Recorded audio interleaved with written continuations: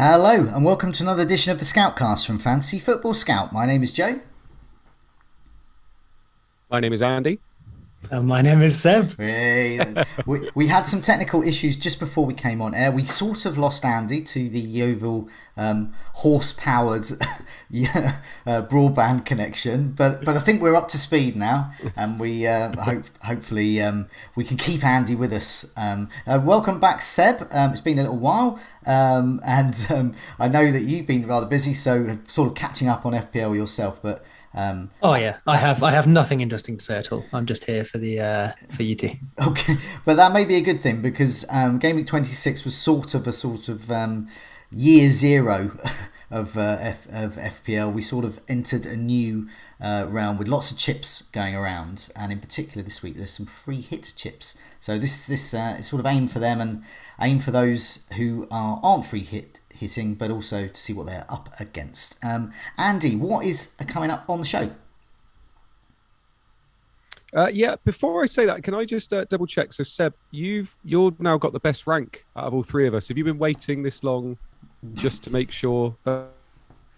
I mean, I think I might have had the best rank, give or take, during my... you were ahead of me last week, right? No, don't. But it's been a little while. Yeah, it's been a little while. So, I mean, not on purpose, but it's just happened to fall that way. How convenient. Anyway, I was going to say this is the modern equivalent of Granville's council meetings, where he slipped behind me and Mark, and suddenly there was a council meeting, and suddenly if he had a really good game week, that meeting was cancelled. I mean, this week's not over yet though, so right, probably shouldn't be counting any FPL chickens. So this week then we are going to be doing a quick recap of Game Week 26 so far. Obviously, it's only halfway through because we've got quite a few teams that are going to be playing their second fixture midweek. We're going to have a look at our remaining chip strategies and kind of players that we could buy if depending on the chip strategy that you are on. There's loads of free hits taking place. We're going to be talking about what we think is probably going to be the best squad if you are using your free hit this week. We're also going to be looking at differentials for Game Week 27 because there are a lot of people that aren't on free hits in Game Week 27. So what players can they bring in? What players can free hitters bring in that are going to give you that little bit of an edge on your opponent? And then we're also going to have a look at our community team and do some quick fire questions at the end as well. So we've got quite a big week this week, I would say. Okay, right. Let's have a quick recap on Game Week 26 so far. This will give us a chance to sort of explain what we're doing with chips and what we've got left and how the next few game weeks will pan out for us. So, Seb, you have the honour of going first with 65 points. Could you explain what your team is? And I believe this was a freshly wildcarded team. Yeah, this was. Originally, I don't even remember what my original plan was. But obviously we got that news on the Friday afternoon, whenever it was, and I had some time. So I read it and read it again and read it 300 more times and then put a wild card together, which is pretty standard, I guess, for most people that did. I think that's going to be a pattern of what we talk about tonight. There's a lot of similarities between people taking similar strategies for obvious reasons. I don't think that's a bad thing, but you know my stance on differentials and whatnot. So my team, as it stands at the moment, halfway through a week, so nothing too important yet, is Foster in goal with 6 points, Trent and Robbo at the back with the 0 that everyone got. I was actually really disappointed that I missed the Robbo being rested or on the benched news at the last minute and was like, I really wish I got Van Dijk. And then turns out it basically made no difference. So that was fortunate. And you've got Robertson in your team, who's exactly. I'd rather have him better. long term. I would have made that move at the last minute had I seen it. So I got a bit fortunate there. Kieran Tierney at the back with Semedo, Salah captain, not triple of course, but I'm not too worried about that. I think triple captain Salah this week is basically the best triple captain opportunity we've ever had. And that's what I was on until the wildcard came out, which made a lot more sense for my team and navigating the coming weeks. And I feel like we're getting away with it so far. So 1 goal against Norwich is basically the minimum, although he looked like he could have got so much more. So I'm terrified for Leeds for 2 different reasons. But if I get away with him scoring, say, what's he got so far, 10 points? If he goes and adds even another 20 to that, triple captainers, it almost feels like they get triple or double, a normal captain to score. But they don't. They get 50% or 33%, depending on your perspective, more. So it's not really that bad. Considering my wild card was about 40 points worth of hits, obviously I wouldn't have made all those moves. Salah would have to do something ridiculous to make that have been the better move. So I'm pretty chill about having Salah non-triple, even though I would have loved to take that opportunity. The rest of the midfield is Son, Rafinha, and Saka. Lacazette and Jimenez up front, with Dubravka, Coutinho, Lucadine, and Broja on the bench. Okay, I mean, as we were saying before on air, the thing I'm most impressed with this wild card is Dubravka, because Newcastle have a couple of doubles coming up. He's a good keeper in an improving side. That if they do keep a clean sheet, chances are he's going to get some bonus, and he's a bit of a differential. The rest of it was sort of what non-wildcarders and wildcarders have got, understandably, because they're very sensible. But yeah, it was Dubravka I quite liked, and I wonder how many might be getting Dubravka in the next few weeks or so. The Foster and Dubravka move was simply, I originally was on Saar and one of the other two, I forget, like many people. Someone on Twitter, and I forget who, so I'm so sorry, but pointed out, like, why don't you go for Foster and Dubravka? And my initial response was, nah, that sounds silly. And then I looked at it, and they rotate decently, which I'm not normally a fan of rotating keepers, but considering the benefits it brings now. And while I think Saar will outscore, well, one of them, whichever one you probably pick till the end of the season, having that rotation was satisfactory. And then actually over these next couple of weeks, they do a really good job of filling in those doubles and what have you, and save a bit of money, which I have aside to bring in a Chelsea defender if or when that happens. So it worked out for me. It's good. And also Foster and Dubravka sounds like an excellent cop show featuring an Australian with a Polish goalkeeper. No, policeman. Sounds good. This is good. So remaining chips, what have you got left and when are you going to use them? I am free hitting this week, which I guess we'll talk about later. I then have the triple captain, obviously, which will probably be 28, give or take. And then I have another free hit, which will be maybe 33, 36. Obviously, the wild card has set me up for 30 as well, so I don't need to worry about that. Okay, yeah, indeed. Yeah, looks set up on paper, that is. So, Andy, you're next. 62 points. And take us through your team and sort of what you did, and it's good to see a lovely triple captain on Salah there. Yeah, so I wildcarded 2 weeks ago with the idea that I didn't like my team. I didn't think my team was very well set up for the potential doubles that were coming up. So I obviously wildcarded before we knew about these doubles that were coming up after Game Week 27.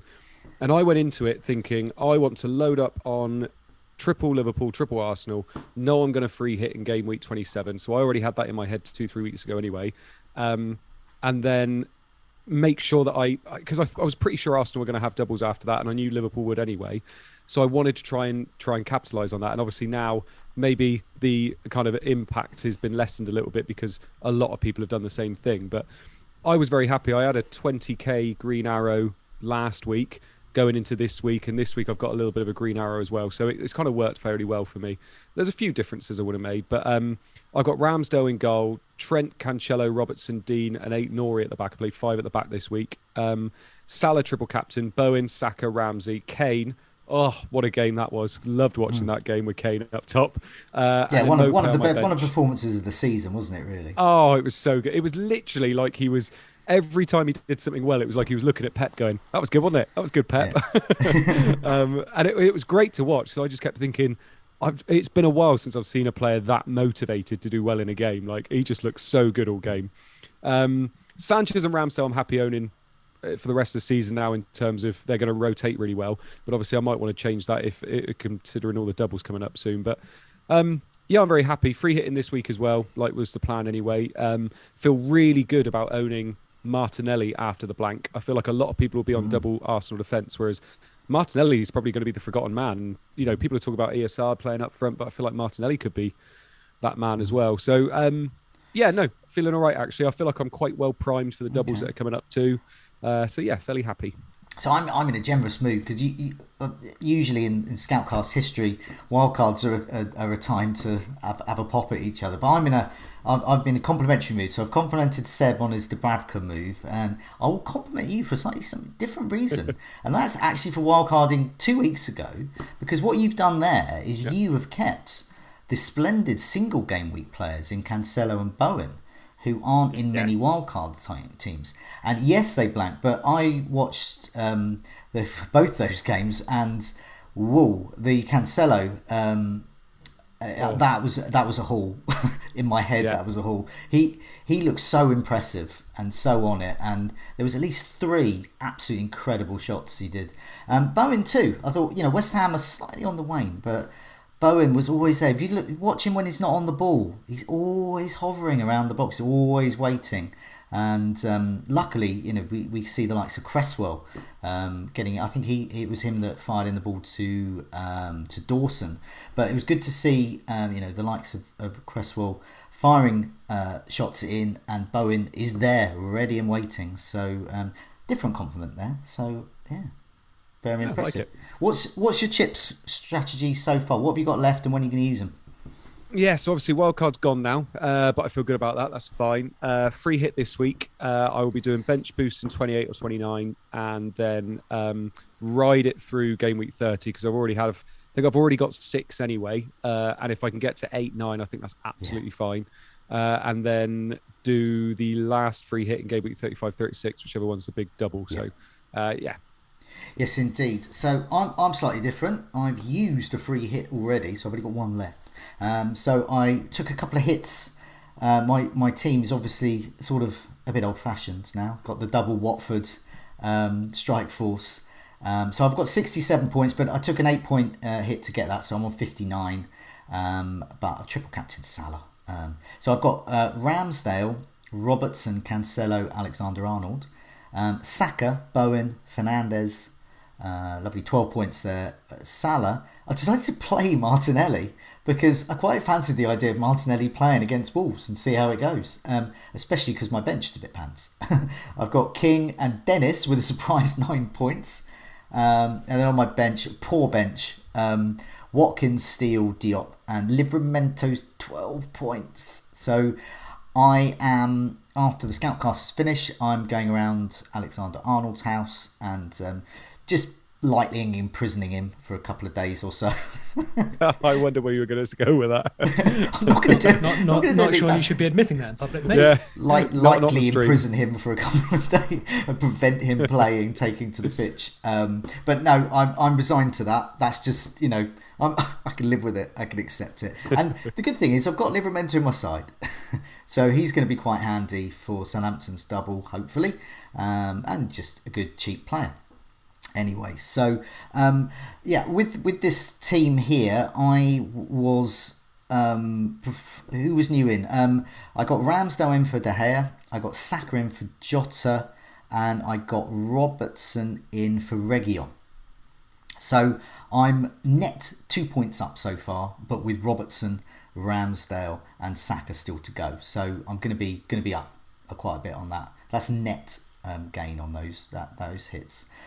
So I was looking at a situation whereby game week 27, I needed to. I was going to free hit anyway because the team was looking really bad for game week 27, and there's significant upside, I think, with the likes of City, Spurs, all on without, and indeed Burnley's double as well. So I was without all of these types of players. I didn't necessarily want Burnley a lot. And so I thought, well, I'm gonna load up on Liverpool and Arsenal, 2 teams I really quite like for this duration, like both of you have, the wildcarders in different times.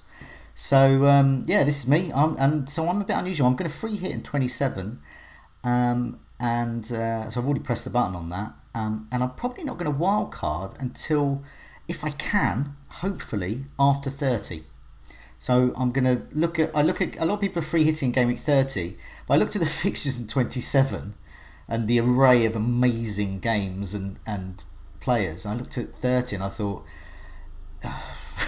Villa, Leeds. So it's not quite City and Spurs, etc. Fingers crossed. And 28 and 29, I think I'm okay with. I think I've got 4 or 5. I've got some targets. We'll talk about them later, but Broja, Son, and a Chelsea defender, I think, are my targets. Have you got your bench boost? Did you say? Sorry. And I've still got my bench boost, which I'm probably not going to use until after 30 anyway. Okay, so you'll use that after your wildcard. Right? Yeah, I'm not particularly. No, I'm not going to spend hits and rip up team. And I don't think I'm ever really going to bench Bowen. So I'm happy to play them. So anyway.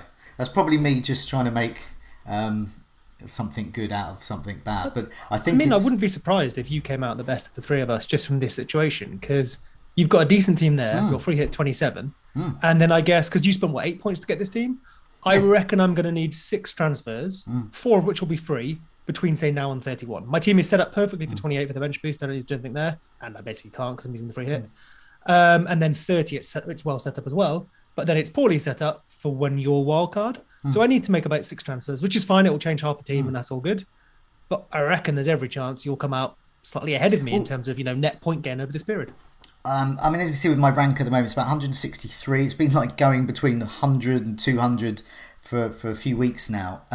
If I can end this run, get to game week 30, somewhere around 100k, then I'd be okay because I've got the wild card and the bench boost in hand. I can start attacking. I can invest a bit more in some single game week players. I can look at the likes of City, Chelsea, Leicester. We'll see. But we don't know what's going to happen because already some players, might be dropped or so. So for a while, Livramento was looking bad. Now he's perhaps looking better again. And, it goes in waves, doesn't it? We don't quite know. And like Villa, I was quite keen to invest in Villa, but I don't know now. I don't know what kind of team they are, really. Are they a terrible team or a good team? Hard to tell. Shall we have a look at the next 4 fixtures? And then, so what we're going to do is we're not going to alienate people who aren't free hitting. We're going to talk about the best players in general for Game Week 27. And we've got loads of other tables as well. Before I do that, I want to welcome those that joined us in the live chat. Now, I can't mention all of you because there's nearly 500 of you. But FPL Gaza, FPL SWAT, GW, FPL Gaza, he made an excellent video of me and Andy singing earlier. Thank you. Utkarsh, hello there. There's Sofa, I believe, hopefully. Paul, Christian, Michael, Bernardo, who was in the captain chat. Welcome, Bernardo. Ritam, Daniel, Shane, Neil, Andy, Mina. I can't scroll up anymore. Thanks so much for joining us. Do press that like button. Do subscribe if you haven't already. And thanks so much for joining us. Let's have a look at the next 4 fixtures.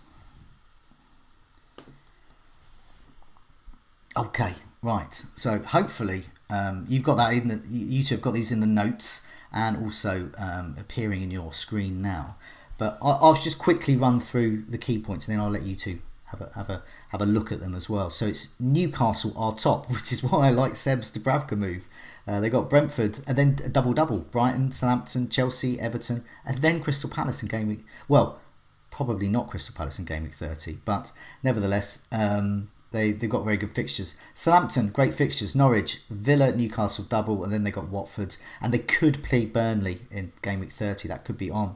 Wolves also looking like a good team to invest in. And Tottenham, which is why I'm keen on getting Son in. And then further down, Manchester United, West Ham, Liverpool, not looking so good at the moment. But it's Liverpool.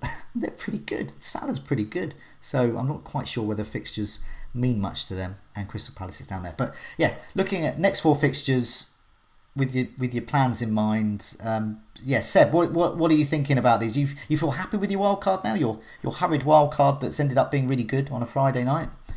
That's such a backhanded compliment.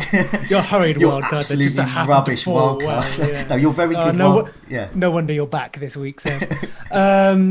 Yeah, I mean, when I was using this tool actually when I was building my wildcard, and I think I loaded up to about week 32, and then I ordered by fixture difficulty in 28 rather than like overall. I mean, obviously I looked at overall for a start, and we know who's got the doubles. But the thing that really, and my wildcard isn't that different to everyone else's, so I think everyone else did the same, right? But the thing that really made my wildcard what it is I needed to make sure I had the relevant players from the relevant teams in 28. So that's what I really focused on. And then I was happy. I kept an eye on 31 and 32, but I was happy from 30 plus onwards to basically ignore it because I know that over this period I'm using free hit, bench boost, triple captain. I've got the good players from the good teams for this period. Sure, there might be transfers or injuries, but that's the same for everyone. So if I can, I will save. Well, you can only save 2 transfers, but as many as I can in a little while. And then, like I said, I need about 6, I think, roughly, depending on a few things, after 30. So I wanted to get as many as possible from this period, especially 28, so I could use the bench boost. And then maybe do, 2 transfers in a couple of weeks in a row, and then see where I was at. Okay, yeah, it's looking good. Any regrets? Do you think? I mean, just the way the games have panned out. I've got a good one for you. yeah. I talked down Burnley so very much. And then they went and did rather well, didn't they? And Vegas got a goal and an assist, has a fixture left. He's in my free hit team, so he's not captain, but he's in my free hit team. But I arguably maybe should have got, in hindsight, him over, say, Jimenez. But I prefer Jimenez in the medium term. Yeah. And the reason I wasn't bothered about Burnley, for me personally, is because in their other double in 27, I can just free hit them in. So I effectively would only have them for this first one, and then obviously slightly longer term. And I didn't really think the net game was there, so I ignored them, and then talked them down publicly on Twitter because it felt a bit like one of those. Yeah. I must get players from a double in my team, and Burnley are terrible. So I thought it would be a trap, but it turns out I got trapped instead. No, I didn't, because I just wanted them for 27. I didn't really. I mean, I sort of agree with you. I don't really want Burnley players in my team when you've got like Liverpool and Spurs and Arsenal players. Andy, looking at next 4, you happy with your decision to wildcard a couple of weeks ago? You feel content? I am. I think it was one of those things as well where game week 30 was the big one with that blank game week. And if anybody's used a free hit, or if anybody has no free hits left, even with 2 free hits left, you're looking at game week 30 and thinking, is that really the week I want to be free hitting in? Like, there's potentially only going to be 3 fixtures in that game week. I think there's a 20% chance there might be another fixture in it. And you just look at it and think, I don't see much upside for the free hit there. So I'm glad that a lot of the players I got in, I've now already got 6 for that game week, because it means that even if I don't add any more to that, even 6 is okay in a blank game week, as long as you've got those players that you can captain and are going to be those mainly owned players. So, I mean, I'm looking at it now, and obviously game week 30 there, because it's all still not official. Obviously, we don't have the blanks in there, but I'm looking at those teams there that I would be trying to be targeting if I wasn't on a free hit. And you've got Wolves, obviously, a massive, especially those Wolves defenders. You wouldn't be that annoyed owning Sat and a defender. And obviously, they've got lovely fixtures and then a fixture in game week 30 as well. Leeds is the other one. Leeds is quite an interesting one. Obviously, Rafinha is going through a lot of weird things with Bielsa at the moment, but I'm assuming he's going to be playing a bit more moving forward. And obviously, they have a fixture as well. Villa, we've already mentioned, they've got nice fixtures and they've got a double game week and they've got a fixture in 30. So I think, even though they haven't shone recently and they've been going through a little bit of a lull after Gerrard's appointment, I think you've still got to target their players. Like Ramsey, I've spoken about him so much, is the perfect midfielder there. And then Arsenal. Arsenal's the other one. They've got a double coming up. Obviously, they've got a blank this week. But if you've got those Arsenal players, you can't be selling them because they've got that fixture in game week 30 as well. So I think based on this one we've got here, we know roughly who's going to be playing in game week 30. And if you're not free hitting, you've got to try and keep those players in for free hit for 30, unless you're free hitting in that week. And that's the main thing I'm looking at there when I'm looking at it. The other thing as well, although they're not playing in game week 30, Southampton, their fixtures, they're one of the form teams at the moment. Their fixtures are gorgeous. And when you look at the fact that they've got players in every position that I'd like to own, there's defenders I'd like to own. There's Ward-Prowse, there's Armstrong's looking good. And then you got Brozier up front as well. Even Shea Adams is starting to look good as well. I think they are a team that we need to start having a look at and start getting in as well. Yeah, definitely. I mean, I'm eyeing up Brozier, and I think I'll remove Josh King. I have Ollie Watkins, so I could remove him for that. But once again, that's the thing with Villa at the moment. So Watkins was benched for Ings, and that didn't really work out. So I'm expecting him to be back again. And then just to see what sort of team Villa end up being. But I agree, Ramsey's such good value, and he plays and can get a double-digit haul on occasions. But yeah, I look at that, and the same thing with game week 30. I just thought, so these are the definites and the possibles. So Villa Arsenal is definitely on. So if you got 3 Arsenal, great. Leeds Wolves. So I mean, I don't know about a Wolves defender for that, because Leeds could score, and I don't know about a Leeds attacker because Wolves can defend really well. So I can't really call that game. Brentford Leicester. Once again, I mean, I don't know. It's Brentford at home as well, so I just don't know. Southampton Burnley is possible to go in. I hope it does, especially as I've got Livramento. An absolute outside chance Spurs and West Ham will go ahead, but that's absolute. Crazy things have got to happen for that too. When you mentioned Leicester there, by the way, if you do invest in Game Week 30 in Leicester, they've then got about 11 games to fit into about 8 game weeks. So if you want to go in on them then, I'm pretty sure people wildcard in 31 will have at least double Leicester in their team, I would have thought. Yeah, please get the attackers, not the defenders. I will be getting a couple of Leicester players in, I imagine. Well, at least one. And I possibly might go early in Game Week 30 because, as you said, I think Brentford will see, but once again, I don't know. I mean, these are hard to call games, and well, as I said at the beginning, with my free hit, my solitary free hit, looking at Game Week 27 games and players, and what we've just talked about here in Game Week 30, and it doesn't really compare.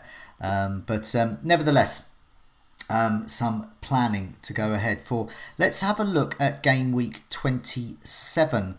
Best players. So what I've done here, I've stripped out Arsenal, Liverpool and Chelsea, who blank. And so these are the best players in terms of expected goal involvement. So these are the sorts of players you'd be thinking of getting in on a free hit or just making transfers, or if you're already in your team, you can sit smugly at them. So these are the best Game Week 27 players, expected goal involvement, last 4 matches. Raheem Sterling and Mahrez are doing very well. Sterling, well over 3 goals expected to be involved in. Same with Mahrez. Sancho and Manchester United, who's quietly doing ever so well and is a really good differential, I think, for this game week. Son, it's just ticking over. Son's great, isn't he? He's probably my number 1 target I just want for the rest of the season. Because we saw he got 10 points. That's what he does. He can either surpass or match Kane. Next we've got Tony. We've got Kane himself just below 3 goals expected to be involved in. Foden just under 3. Ronaldo, who's going to make an appearance a bit later on the goals imminent table. Raul Jimenez, who is ticking along nicely, isn't he? Missed the 5 points a game, but not to be sniffed at. And then Bruno Fernandes, who expected to be involved in over 2 goals, and I was very pleased he did well for me on Sunday. I think they played because they turned a red arrow to a green arrow, just like that. So looking at these 27 players, which of these are you? Before we look at your squads for 27, which of these are you looking to get in, and do you like? Go on, Seb. Cheers, mate. The obvious one here is there's a few. We're going to have City, we're going to have Spurs. So it's less about whether you have those players and which you choose from. So I think an interesting thing to put alongside this would be expected minutes of players. So Kevin De Bruyne probably up there for City, doesn't appear on here, and he's probably too pricey for people. Mahrez didn't start last week, and there's a few people on Twitter who put out some brilliant lineups. I forget, is it Luke? I think Luke, and I think is it Emma as well, who put out the sort of aggregated one, which are really, really worth looking at. There's Anna as well. She does that kind of thing as well. I may have got a name wrong. Sorry, but no, both of them. Oh, okay. But that's as close as we're going to get to knowing, right? You can guess or you can use people who have got it right in the past. So I expect Mahrez to be predicted to start, and so I really like that. We know that over a period of time, his per 90 numbers are fabulous, and he'll have penalties too, which helps. Penalties probably are why I might go Fernandes over Sancho. I will only have one of them. I will go for 2 City mids. Otherwise, I would have to have Sancho. But possibly because I think, given that their chances in this match are reasonably equal, despite the numbers here, I think over a longer period of time, it's close enough. That chance of Fernandes having penalties with Ronaldo maybe not playing is probably what would push me to him. Yeah. And then the last one I'd love to point out just before Andy jumps in is someone who isn't on this list, which is Armando Broja, who I do have and expect to do okay. His numbers over the season, I think he's got about 0.5 XGI per 90, which is basically the best at Southampton, but doesn't appear on this list, which is interesting. I will have him, but maybe he's not in form, if you like. So just before Andy talks, someone in the live chat, Charlie's just said, why is his name Raheem next to Sterling in brackets? I don't know why that is. Are there lots of Sterlings? There's, Dijon Sterling, but I don't know if he's in the Premier League anymore. There's a few, but I don't know where they are. I think the reason is because I believe he might be the only one who has another Sterling somewhere, maybe. Anyway, sorry, Andy. What do you think? I am all over Mahrez. I think Mahrez is his per 90 stats are just ridiculous, and obviously his problem has always been game time. So if you've got somebody that you think is going to start definitely in 1 week, and Mahrez is perfect for a free hit. He's literally the free hit player, isn't he? I love. I've got Sancho in my team at the moment, and that is actually to do a little bit more with money than anything else. I think I'd probably go with Bruno out of fear. But I love what I'm seeing out of Sancho at the moment. He's really starting to kind of get that bit of confidence. And I mentioned this on my stream I did with Luke last night, saying that he's so different to the other wingers we've got.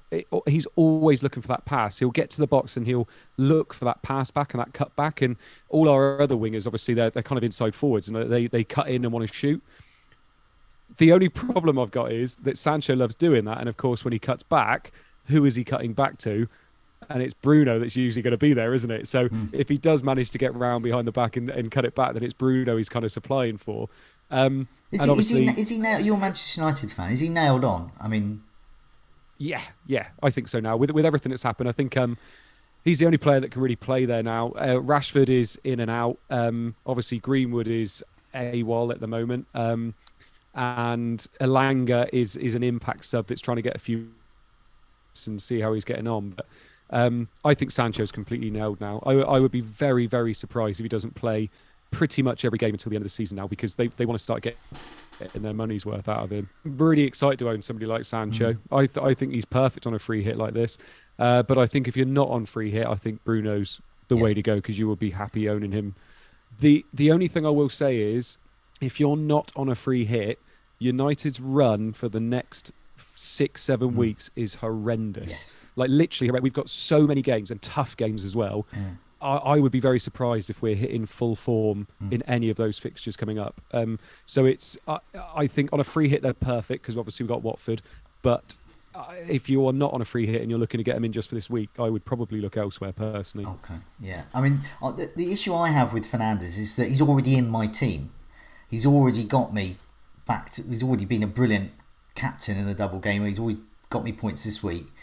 There is simply no way I can get rid of him, because at the moment all the players I'm getting rid of on my free hit, I don't mind losing. I don't. Yeah, they might do well, but on paper they probably won't. But if I remove Fernandes and then he does well, then that's just especially if he gets a double-digit haul, that's a big dent in the effectiveness of my free hit to me. Anyway, so it feels Is he the one going for Son, by the way?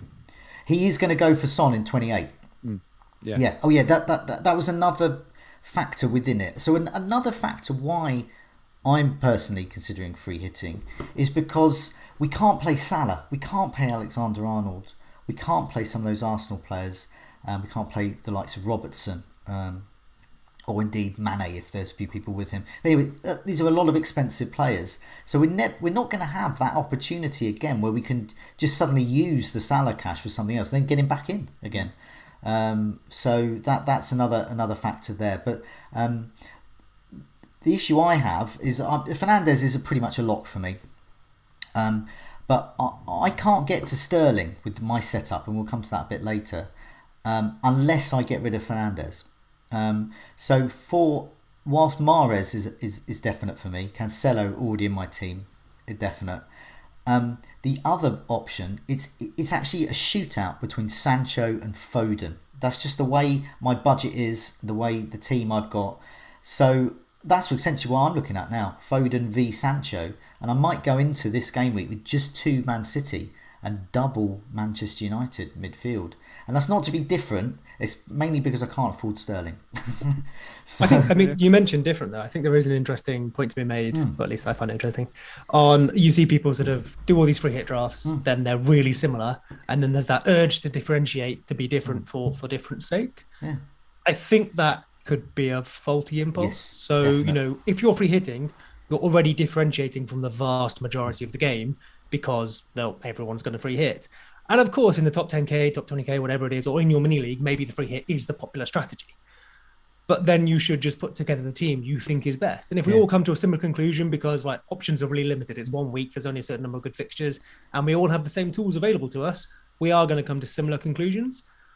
So differentiating can provide you with an advantage. If you think, say, points are so close, then you maybe look at a lower owned player, or in a week like this, maybe look at someone who has, a good mean and a really high standard deviation, so they can explode. But I would only do that if you think it's close enough already. I wouldn't do it for differentiation's sake. And I think it's Sertap on Twitter put something good together on his optimization tool, which is, whether you want to go for like the expected gain or minimizing loss or whatever. And you want to start basically with the mean and then look at if you can gain an edge, but only if you think it's an edge, not just that's different, I'll try it. Exactly. We've seen it this week as well. Was it nearly 7 out of 10 teams triple captain? They used the triple captain and used it on Salah. So all of whilst it looked on Friday night that everyone was wildcarding, it was actually a tiny proportion of FPL managers were doing that, and also nevertheless a higher proportion amongst very, very engaged managers near the top, but still not anywhere near what people think. Any free hit team, and they all look the same, and I've seen lots of tee-hee jokes about it all, but the point is yes, they all look the same, but that is such a small percentage of FPL managers. It's a Twitter bubble that's convinced itself that there's a template, but it's just that specific template. Sorry, please. I was just going to say, unfortunately, my version of that template, I think I might have to go without Sterling, and that's a regret. I mean, most of this is going to come down to funds, right? Like people are looking at, should I get Sterling or Foden just because funds? As much of a muchness, really. Assume they all start. You just pick 2 City mids. You pick Cancelo and you hope for the best, right? I don't think we're going to be able to make too much of a call on a single. Even if one of them had a massive XGI and the other didn't, it's 1 week. We know how XGI works in one match samples. It basically doesn't. So you're just putting, you're putting yourself in the best possible position, and then you're handing it over to luck, which football is lots of. I think we talk about effective ownership and things like that an awful lot in the FPL community, and it's valuable. But because we talk about it so much, we probably overvalue it. What's more important is identifying who we think has the best chance of scoring the most points. If we then think that is tight, or we have a big difference to make up on someone, that's when we should then look at ownership. Because all it does is effectively multiply your expected gain or loss by, the difference in ownership. It doesn't change what's going to happen if your player scores fewer. Yeah. I mean, for example, if you own Salah and Mane this week, you captain Salah, Mane is going to get you a bigger price rise. Going to give you a bigger rank rise with his goal compared to Salah's goal because of Salah's ownership, even if you have captained him. But whereas Mane is just so lowly owned, you can get a bigger rank gain there. Well, but I think the thing on that as well, which I think I saw someone make this point earlier, and obviously this doesn't work this way, but say we had like just one person teams. If everyone picks Salah and I pick Mane and they score the same number of points, it doesn't matter then I only picked Mane because they scored the same number of points. We all ended up with the same number of points. It only matters if there's a difference in points. And obviously, of course, that's what we're trying to do. But the example there being, well, don't pick a player just because they're differential. You need to also genuinely believe they have a chance of doing better. And then the differential will come off. It'll be multitudes better. I've got another table here. Now this is best because partly selfish because I'm thinking City United. Which do I go for? This is the conundrum I've got. But other people might be thinking that as well. And as Seb pointed out, United's fixtures drop off a bit of a cliff after this game week. So there's that to consider long term as well. Just like puppies. I think that was Andy. I think not that was just Andy for who put it Christmas. out, to be fair.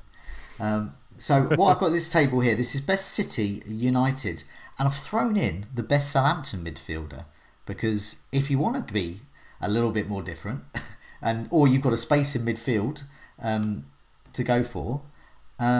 So what we've got here is just comparing those 3 teams, and I've just thrown in Ward-Prowse just to see where he stacks up. He's got a higher expected goal involvement than De Bruyne. So if there's people on a free hit or whatever, non-free hit, and they're going, oh, De Bruyne, I fancy De Bruyne. Well, Ward-Prowse might better get you more points, and certainly is better value at 6.5 if you think he's going to get even the same points. De Bruyne is 12 million and Ward-Prowse is 6.5. So he's a good option there. Sterling's still there at top, and Mahrez. So Sterling and Mahrez are the ones, really, if we think they're going to play. And then Sancho and Foden are the almost runs, and that's not helping my decision. Sancho's a little bit more expensive, and he's got a little bit better expected goal involvement, but they're pretty much for muchness. And then there's Fernandes and Gundogan. So if we think Gundogan's going to start, he could be an intriguing player to have. But as Seb pointed out, if you are free hitting and you're getting lots of these good players in, there's no real need to be massively different from something that's already really different. But Andy, what do you think? Because I seem to remember, is Ward-Prowse a player that you're considering? Yeah, massively. Massively. If my biggest issue is that that three up front, which is Brozier, Weghorst, and Kane, that I've got on free hit, are pretty much locked. And then the problem is I've only got 4 in the middle. Yeah. So 2 of those are City, 1 of those is a United mid, and then I've got Son is my other one. Now, if I was playing 5 in the middle and I ditched one of those strikers, the 5th one would be Ward-Prowse, because in this fixture as well, like, you look at Norwich, they're playing against Norwich at home. Norwich are still leaking goals. Southampton are very much in form at the moment. And they're also very efficient, Southampton, at the moment. I do really like the way they're playing. And I just look at it and think, Ward-Prowse wasn't involved in any goals last week, and they beat Everton 2-0. And I'm just looking at it and thinking, he's so involved in everything they do. And obviously he's got all the set pieces. And I'm just looking at it and thinking, he is the player that I would really want just for that 1 week. This could be that week where he gets his 2 free kick goals like he did last year. And I just look at it and think, I do really like the look of him. It's just trying to fit him in, because the problem is he's my 5th or 6th favourite mid this week. He's not in my top 4 because I want those 2 City mids. I want Son, and I want a United mid as well. And he just falls that little bit short. I very much doubt I will go in with him this week, just because I can't see myself moving away from those 3 up front. Do you think, as he looks, because we're going to know before game week 28, so we're looking ahead a bit, we're going to know the game week 30 fixtures before the game week 28 deadline. So if Southampton against Burnley is on, and if we think that that's going to be on, then Ward-Prowse could be quite a good player to get in now, even. Given that he's got a double, given he's got good fixtures, and there's a strong possibility he could have a game in game week 30. He's such a weird player, Ward-Prowse. He's one of those players where you can look at him at the end of the year and he's ticked along and he's got however many points, and you think, actually, he was a really good asset all year, but he's just not. He's not explosive because he's not one of those. He's not one of those inside forwards. He's not a winger. He's not somebody that's going to get in the box all the time. He is just that playmaker. He's like quarterback in the team, and it's so hard to go with him. And I think once you own him, you're not actually that happy with the kind of drip feeding of points. You want those explosive midfielders. And yes, he's only 6.5 million. So actually he could be, you look at it and value wise, he's one of the best players in the game by the end of the season. But when you actually do own him, and I owned him at times last year, you're never that happy with him. And it sounds wrong because he does drip feed those points, but that's just how it is. I think for his price there, he's up against the likes of Rafinha there. So Seb, as a Leeds fan, what's up with him? He's obviously a good player, but he's not been playing, and that's is it contract issues? Is he on the naughty step? Yeah, so I'll be honest, as I've been away from FPL, I've been away from all football for a little while for reasons. So I'm probably only as clued in as many other people, I'm afraid. But from what I can gather, he was obviously taken off, not this weekend, the weekend before at half time, which originally was reported as injury rather than, say, tactical or anything. We know, Bielsa's taken Phillips off at half-time before because it wasn't working. So maybe it's a bit of both. I probably expected him to start this weekend. He didn't. And then obviously the contract things have come out where he hasn't signed yet and whatnot. But I wonder if, it might be you, Andy. Sorry to do that. But when you said, you're joking, but like, was it like, is this the last time we see Rafinha in a lead shirt? Like, obviously having a bit of fun. But I think if that were true, we don't see him on the bench. Like Bielsa, like we know Bielsa, right? He has no trouble with just going, that's cool, you'll just never play for our club again. And he doesn't even mean it nastily. He just, like every manager says, they want players who want to play, but he genuinely means it. He would leave out his best player if they, asked and made it clear. Look at Samu Siayes a couple of years ago, who probably was one of our best players. He was homesick, wanted to go back to Spain. We actually agreed to sell him even before the January window opened. And he sat out for the last couple of matches before Christmas. I think he actually flew back to Spain. We could have used him, but we didn't because Bielsa's not about that. And I think it's the same with Rafinha. If he actually was really in trouble, he wouldn't be anywhere near our team. So sure, there might be something up there. Bielsa says it was tactical. At the time, we thought it was injury.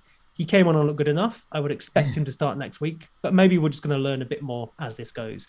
It's probably not solid behind the scenes, right? He probably wants a contract because he gets a pay rise and a release clause, of course. And we're just negotiating that, and agents and people are pushing narratives to try and get what they want. Yeah, indeed. Yeah, I just wonder what tactics leaving the best player out is, but Bielsa, is obviously more knowledgeable. It worked. We won 2-2, right? Yeah. So one. God, there's so much wrong with what you just said. Well, yeah. I mean, I remember the days when Leeds used to rock up the Withdean Stadium with Michael Ricketts and lose. So it was no surprise. Oh, mate, yeah, we've come so far. Well, maybe. But yeah. Well. Yeah, you've got Anyway, you know what? Man United fans. I don't think there are any here tonight, but Man United fans, like, if you're gonna measure yourself against how you do against a team that might get relegated, that says more about you than it does about us. Here we go. This is it. All the beef is coming out across the Pennines, even though neither of you live anywhere near. Yeah, them. Because I sound very Yorkshire, and we've got the Lancashire Andy over here. And of course, Andy with that authentic Gallagher-esque Mancunian accent. Yeah. Via Yeovil. But that's traditional. All Manchester United fans should have an accent that's nothing to do with Manchester. Let's move on to attacking defenders, because we're talking about midfielders. We've talked about the likes of Broja as well, but people might be looking at some defenders to bring in. Possibly they're playing. They're playing. Not only this week, but they've got really good fixtures to come. So I have stripped out, the likes of Alexander-Arnold. We know what they're about. We know they're good. So these are the players with, in theory, a game, and they could be long-term options. Reguilon is top still, out with COVID. So if he comes back, he could still be an option. I just removed him from my team, and I don't care about him anymore. But that's just me. Livramento is second in terms of expected goal involvement last 4 matches. Then Walker-Peters at Southampton. So these double Southampton defenders are the most attacking for this week. If you wanted to get in an attacking defender who isn't Reguilon. And then you've got Coleman at Everton, who's a bit of resurgence. Adam Webster, perhaps it's tricky with Brighton at the moment. They've got a number of defenders. And he can be left out at any moment. Cancelo, we know about him, is next there. Then Mings, Doherty at Tottenham, and then Shaw and Ake. So there's some intriguing differentials there. But it's Livramento and Walker-Peters, I think, have got the most value coming up the next few weeks. Are they in your thoughts beyond game week 27? For me, no. Personally, Livramento is obviously tempted because he's so cheap as well, but I just feel like is it Perud, whatever his name is, I feel like he's sharing minutes with Livramento a little bit. Walker-Peters is probably the one going under the radar, but then he is 4.8 million. For this week, I love the idea of only one of them for this week, but moving forward, probably not, just because... like I said, there's other players that I would like, but that's probably maybe a little bit short-sighted from me. I'm not sure. Seb, you've wildcarded with no Cancelo, so yes. The eye test is obvious. He's good and he's got the stats. So, are you tempted to get him back soon? Oh yeah. I regret not getting him from the first week. I think we mentioned that ages ago, and he's been brilliant all year, as he was most of last season, I think. But I think for this period, he isn't going to return more points than Robertson, but we don't speak about that just yet. But I think really the choice was probably say him or like Tierney. And I back Kieran Tierney over the next few weeks. Okay. And then, I'll move back to Cancelo. Maybe it's a Robbo that goes back to Cancelo or something.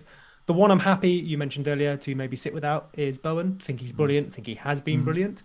But just the fixtures and the other options in midfield mean I'm happy to go without him. Cancelo is the one that I will go back to at some point. Okay. So I've got some more tables. Most attacking teams.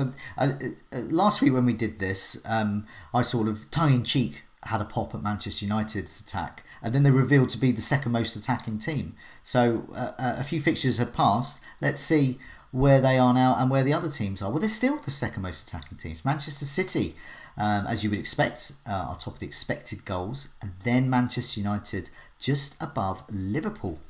This is last 4 matches. Then we got Southampton, so we can see the resurgence with Southampton and why Broja is on our shopping list. Arsenal, this is why all wildcarders have got loads of Arsenal players. I've got Arsenal players as well.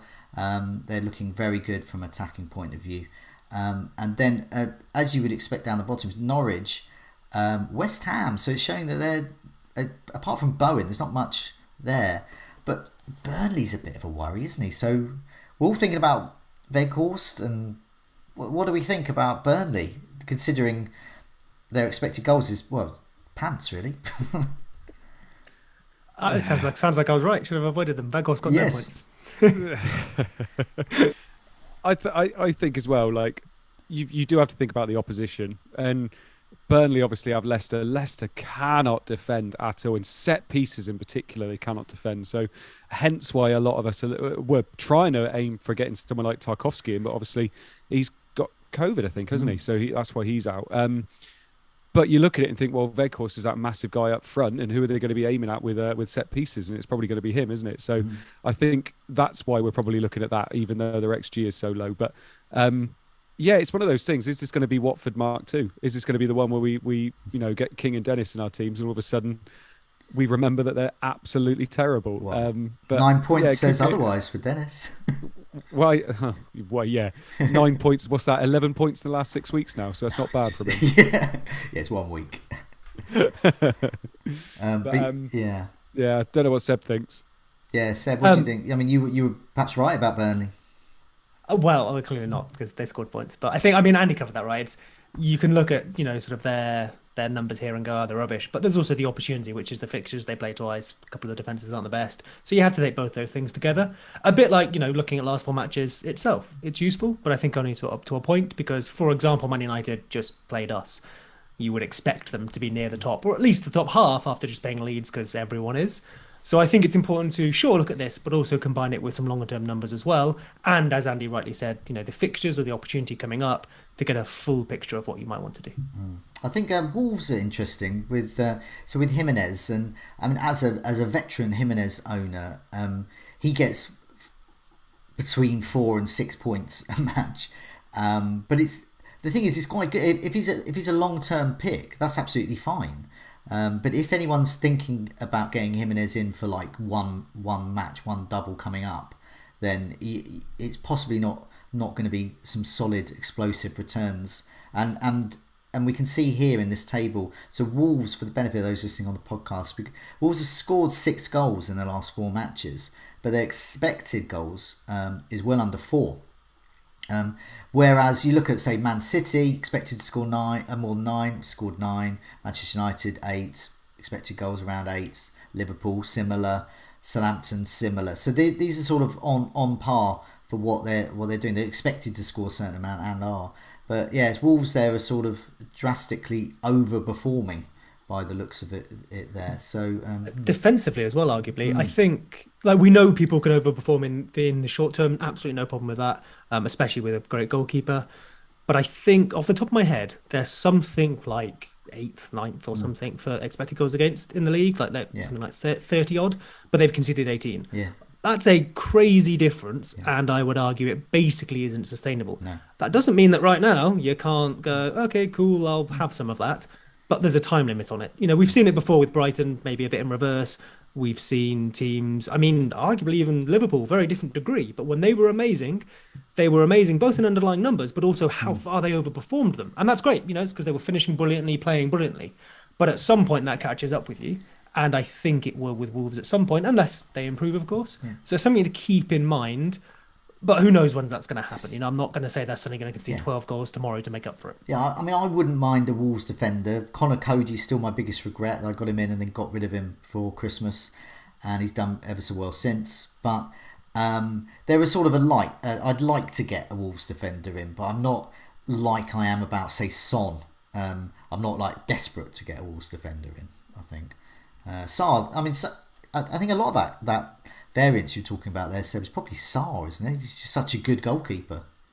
Yeah, off the top of my head, he's well up there for the goalkeeping numbers, which obviously makes sense when we watch it, right? And I know Andy's had Sarr or did have Sarr for a large part of the season, which was a great decision. So maybe he can share what he saw there.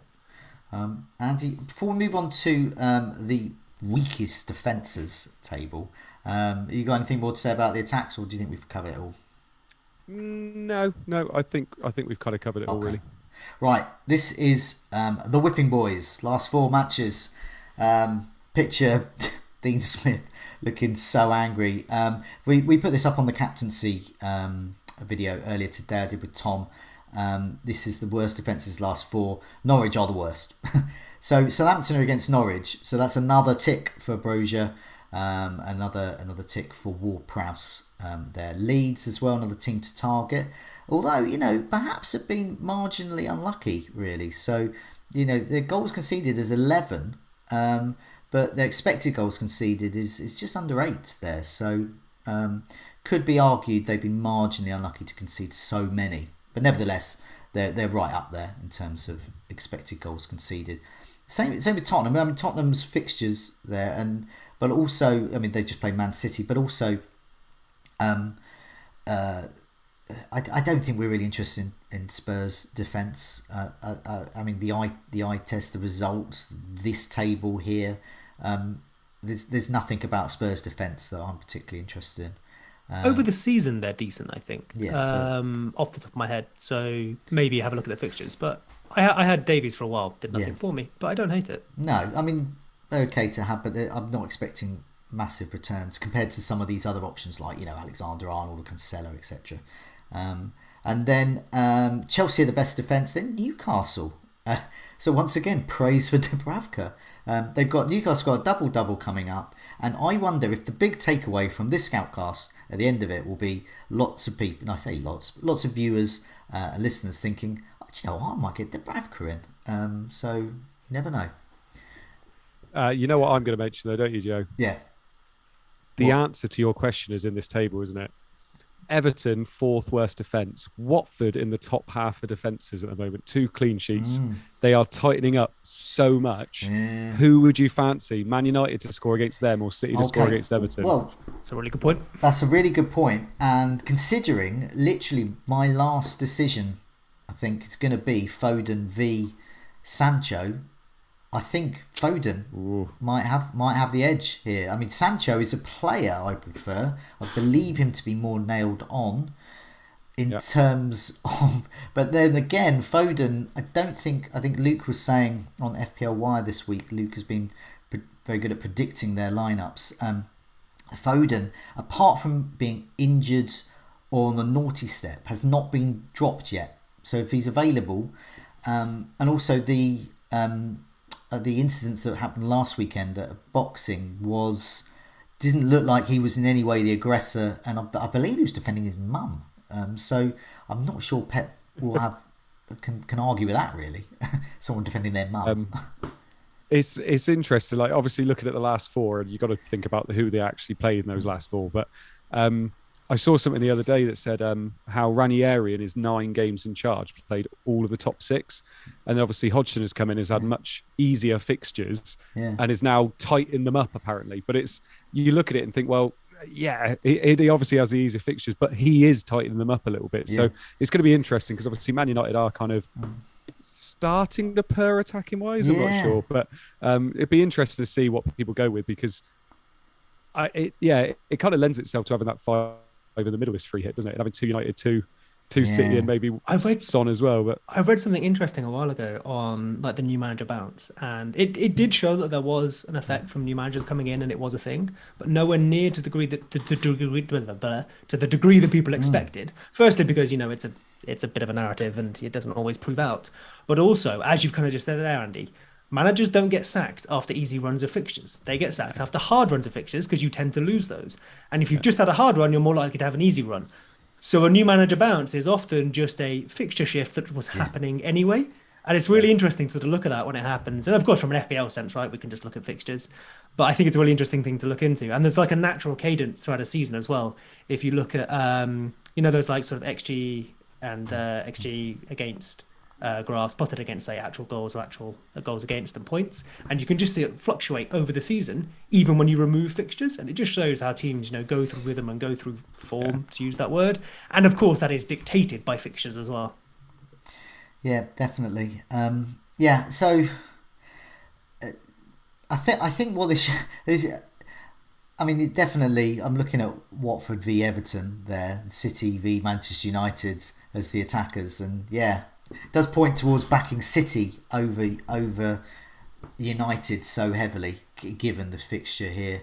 I've got one more table, the goals imminent table, and this shows that Cristiano Ronaldo is top. I hate it when a Manchester United forward's top of here, like Ibrahimovic almost broke my table a few years back because he just refused to stubbornly score for about 12 matches, and despite looking great stats wise and indeed as a player, but Cristiano Ronaldo is top. He's had 12 goal attempts, 4 big chances, he's missed them all, and and I believe looking at my other table here for that, goals 1, so he scored 1 goal, and all of those missed chances and all those goal attempts. Maddison, so he's a player I'm interested in getting at some point. It may be a wild card, but he's had 11 goal attempts there, 5 shots in the box, no goals.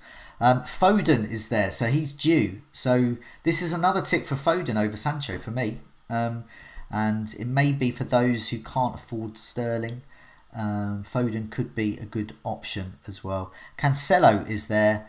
Brozier is due. His goal is imminent. Tyler Roberts at Leeds, and Klitsch at Leeds. So yeah, you shake your heads there, Seb. So So Tyler Roberts, what's he doing there? I mean, I would argue don't get Tyler Roberts. Yeah. Even if you had space in your team, which you probably don't. 10 goal attempts last 4. He's awesome. Cool. Okay. I guess that's a nice example of this table is good for confluence, but it shouldn't be used on its own. So for example, a Tyler Roberts or whoever, who despite appearing on this table, we know it either won't continue or it's just never going to happen. Yeah. Whereas I don't know about Brozier, Cancelo, Foden, people we know who have a history of eventually moving off this table in a positive fashion, or who have the fixtures or the numbers to back it up. It's probably used alongside another piece of data as opposed to just pointing out Tyler Roberts. Yeah, definitely. He'll score now. That's fine. Looking at pedigree, I look at the likes of Foden on here. Foden, if he ever appears on this table, he goes off quickly because he does score. Similar with Maddison and similar with Ronaldo, really, is that they shouldn't be on this table for too long. And also their stats are usually consistently good. Brozier's very rarely on this table as well because he scores. And Cancelo is on this table every now and again because he we can't expect a defender to score every week, but he's always got great stats. But I won't be getting Tyler Robertson there. Just before we move off it, Ronaldo is the hardest of sells. Literally, you should be selling him so quickly. I know he's got Watford this week, but with the run that we've got coming up, he's going to be in and out of the team. The team is now starting to get more focused on Bruno Fernandes again, which is exactly what we should be doing. There's just so many reasons to get rid of him at the moment. So if you're still holding on to him, probably keep him for Watford. But after that, you've got to be using him as a cash cow and spreading those funds around, I would say. Segway fans, that was one of the most beautiful segues into the community team. Let's have a look here. So this is Alex's team that we're managing. That's why you pay me the big bucks, Joe. Which has got Ronaldo in it. Get paid. What's that? So the community team. Now I totally panicked last Friday. I was going to go absolutely mad on Arsenal players with this, and I was possibly going to get another Liverpool player in, and then it just completely threw me because I was going to free hit it in 27, but then I looked at it and realised that I think I can save a transfer here and go into 27 with a couple of free transfers, maybe a hit, and use this. So at the moment, this is what we're looking at here. We triple captain Salah, by the way. So we're looking good. I can't see what exact score it was, but yeah, he's doing okay so far. But the team we've got at the moment, it's got Ronaldo in it. So it's Foster, Ben Davis, Cancelo, Dalot, Target, Trossard, Douglas Luiz, Bowen, Dennis King, Ronaldo, Alexander-Arnold, Salah, and Saka. I got Saka in for Jota. I did do that move. So I've got those 3 on the bench and Ramsdale as well there. So we've got 3 transfers here, and I think we can make this quite good with 3 transfers. 3 transfers? Yeah, because we've got 2 free transfers, and then we can take a hit, so we do 3 transfers. Okay. So it's a miniest of wildcards. Miniest. So I was looking at a Ronaldo, Douglas Luiz, and King out for Brozier, Son, and Brozier, Son, and Weghorst, and I can do that. We've got the money for that, and that I think would set us up for 28 to 29 too as a good start. What do you think? Is that too finicky? No, it's not too bad. I think Brozier's dead set. Yeah. The only issue I've got is what we're going to do in game week 30, because you're bringing in 3 players there that aren't playing. Mm-hmm. Brozier so could be. Brozier and Brozier and Weghorst could be. And we've got 2 free hits. Okay, if you've got 2 so if game week 30 is looking absolutely diabolical, as in we've only got like 1 player or something, could use it. We've used our wild card, haven't we? No, we haven't used anything. This is the beauty of this team. We can use whatever we want. It's the beauty of it, but I don't know. You can tell nothing's been used on it. Because I recommended wildcarding last week, didn't I? Yeah, I'll be honest. There's literally no way on a Friday night I could have wildcarded this team. The thing I worry about with this team is I don't think it's very well set up to game week 30. I don't see a lot of upside in this team. I think it's going to be floundering a little bit, and then it's going to get to game week 30 and you're going to be so far behind, you're going to be like, oh, why didn't we do it? And so wildcard in 28 perhaps? I would I would potentially wildcard in 28. Can we free hit this? And then I know that's burning a transfer, but that doesn't matter if it's the better decision. Yeah. Because even with 2 transfers or 3 transfers, I think we get 6 players that I would want on a free hit, and that's being generous. Yeah. So while we have a team, it's not the team you want. Okay. I wonder if we free hit, get 11 players we want, then wildcard, so you're set up in the way Andy is suggesting, still have 1 free hit left as well. Mm-hmm. Yeah. You could even free hit knowing you're going to free hit in 30 and just build around 30 if you wanted to.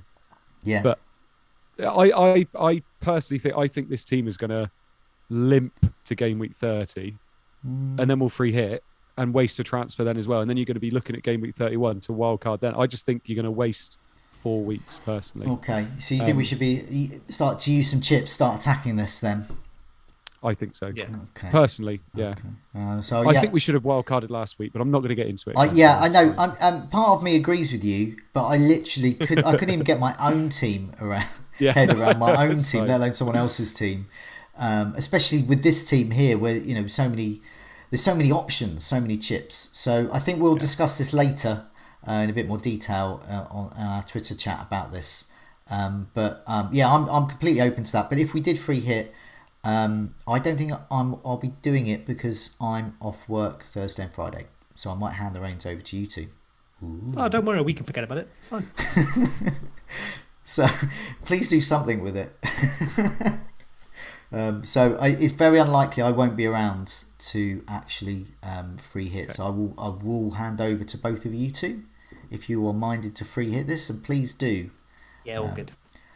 Tyler Roberts will be in there, don't you worry. Yeah. I mean, legit. I might better free hit it on Wednesday, but I'm realising that we're actually still on air and we're just chatting away, and people are just probably a bit bored by this. So we're going to move on. Let's have a look at our bus teams that we've got. So this is our team reveals.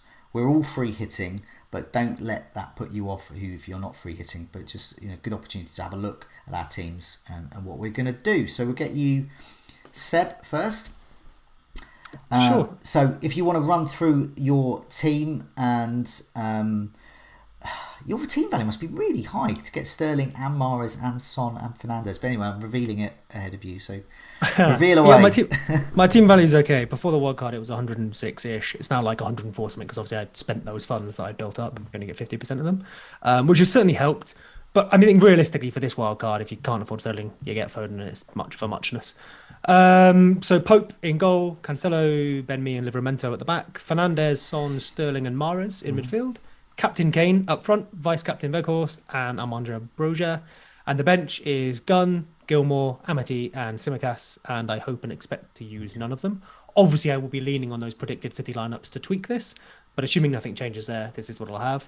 I think really the only decision then is who do I captain? I basically back one of Kane or Son to do more damage against Leeds than Weghorst can in 2 matches, probably. I think it's close, but I think I'll keep it on the Spurs player.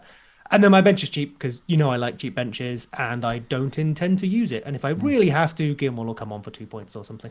Yeah, you're not going to go Simicast deep in this one. He wouldn't play anyway. But even if you did, I think the probabilities here favour just putting your money in the 11. It's a 1 week thing. You can absolutely tell your team to the most nailed players you like.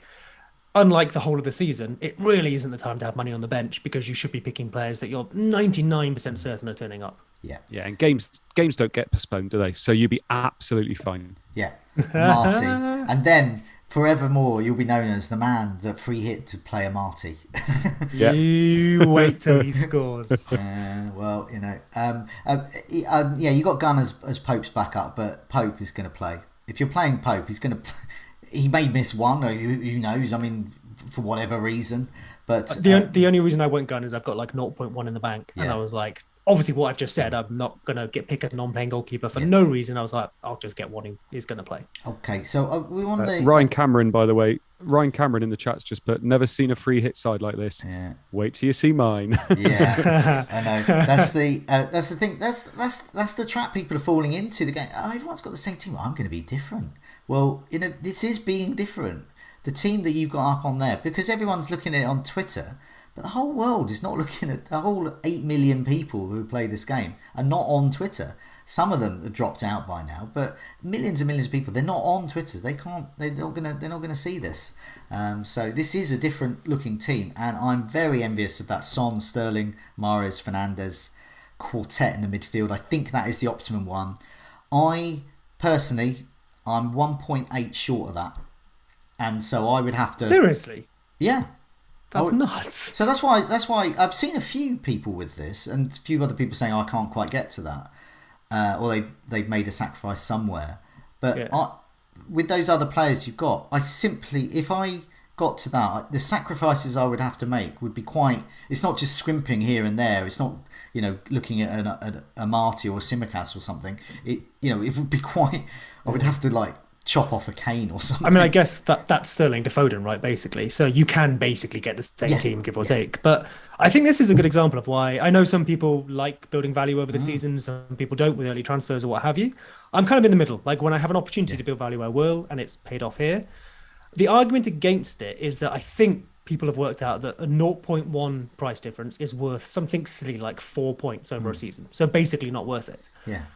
But we don't work in 0.1 increments. We work in a Sterling down to a Foden or something, So while it might be 0.1 is worth 4 points, you might be 0.1 short of getting a player where the alternative is a 30-point difference or something.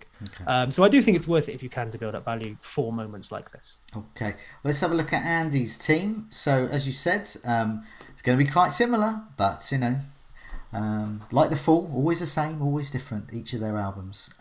So can you go through your 3-4-3 setup and what its huge differences are from Seb's team? Yes, I'd absolutely love to. So not a lot of differences. And actually, I've made a little bit of a difference as I've gone through. So I've got Pope in goal still. Now at the moment, because I feel like the upside could be there with Roberts. I've got Dallo and Cancelo at the back. I feel like Dallo is somebody that could change. I'm not overly sure on our clean sheets, but I do like the idea of having a wing back for United. Shaw is somebody that's heavily in my mind as well. And then that midfield, Son, Sterling, Mahrez, and I've got Sancho instead of Bruno, and then I've got Kane, Broja, and Weghorst up top. I do have a playing bench as well, so I've got Livramento, Ramsey, and Salisu because I hate the idea of 1 week going. Oh, you're cutting out big slightly there. On a free hit. Oh, sorry. I hate the idea of going big in a game week where we've had stuff. So I do have a playing bench. The one thing I was saying, people that were listening to my stream last night, don't make the same mistake I did. I took Cancelo out in my first draft, my free hit, and then brought him back in again and had to pay 0.5 million more, even on a free hit. So I've wasted 0.5 million of my team value, which is really annoying. So, and I can't get up to Bruno now, not without before, but I can't now. So yeah, I can't see this changing unless injuries happen midweek or anything like that. So I mean, you could get Bruno possibly if you got him in for Sterling and Sancho down to say Foden, but you prefer Sancho to Sterling, because this is an option I could go with as well. So you prefer Sterling and Sancho over Bruno and Foden? I do, yeah, I do. I think Sterling and Mahrez are the explosive ones for me. They're the ones that are going to be the difference for me in this week. And both of them can, they can get braces, hat tricks, whatever it is they can get. And so they're the ones that were mowed on for me as soon as I hit the free hit button. So yeah, I'd rather own those two than a Bruno and a Foden personally. Okay, and Livramento first on the bench, and Darlow you're playing. So why? Because a lot of people are thinking of starting Livramento. Yeah, I'm torn between the two. Basically, it's whether I trust United to keep a clean sheet more or Norwich to keep a clean sheet more, and I'm kind of torn between the two at the moment. It's probably going to come down to the wire as to which one I do, and maybe as it gets closer to it, whether we get any kind of hint as to whether one of them's definitely going to play or not. I like Livramento and I like Darlow against that opposition. We'll see what happens, but I think Livramento's probably got a bit more upside because of who they're playing. So Livramento might be the one I start with. Okay, and here's my massively different team. So I've got 3-4-3. Pope in goal, Cancelo, me, Livramento, Son, Sancho, Mahrez, Fernandez, Kane, Brozier, and Weghorst, who I'm going to captain. And on my bench, I've got some goalkeeper I've never heard of, Dalot, Ramsey, and Brandon Williams, because he's 3.9, I think. The decisions for me, I'm probably not going to go into this with Sancho and Fernandez. As I said, for me, Fernandez is something of a lock, and it's quite personal to me because he's the only player I'm removing that I would care about if they scored. So part of the game of FPL is that annoying. See, this isn't about getting more points or rank or anything. It's just that thing, cutting out that annoying thing in FPL, that heartbreaking moment when the player you've just sold or not playing or deliberately have benched suddenly gets 2 or 3 goals, and that's just nothing much frustrating. So that would be for me that would mar the free hit no matter what else happened. So for me, Fernandez plays, and it's between Sancho and Foden, and I think I'm erring towards Foden. That also frees up $1 million, and that $1 million I might upgrade Darlow to Shaw, and possibly even play him over Livramento. I'm not sure, so to speak. But that's the main difference there. If Tarkowski's looking like he's back and fit, I prefer him over me. And I think there's a 0.3 difference. At the moment, I've got nothing in the bank. This is 0.0. So another reason why Sancho's in there is because just in case he went up and I decided I wanted him, he's there. Foden is about $1 million cheaper. So I can easily go down to Foden on this free hit. So, decisions to be had there. And as I said, I would love to have Son, Sterling, Mahrez and Fernandez. It's just simply not possible if I want to also have Kane, Weghorst, Brozier, the likes of Cancelo, Pope. I think all of these, I think the sacrifice would be too great in comparison, and Foden and Sterling could score very broadly similar. Yeah. But yeah, tough decisions to have. I hope we've given everyone, all the viewers and listeners, something to think about, whether they are free hitting or not. So lots of big decisions to be making, and I guess where people are using the free hit is all going to depend on what their chip strategy is going forwards. So all a little bit different. So it may look like all our teams are the same this week, but come game week 28, they're very different, and we've all got very different amounts and types of chips left. So there's going to be a lot of divergence there. Before we go, do either of you want to add anything else? No. No, I don't think We've covered everything. That's good. That's a good sign. Thanks so much, Seb. Thanks so much, Andy. Thanks so much, everyone who's joined us in the live chat as well. It's great to see you, and thanks so much for your advice. Take care and see you later.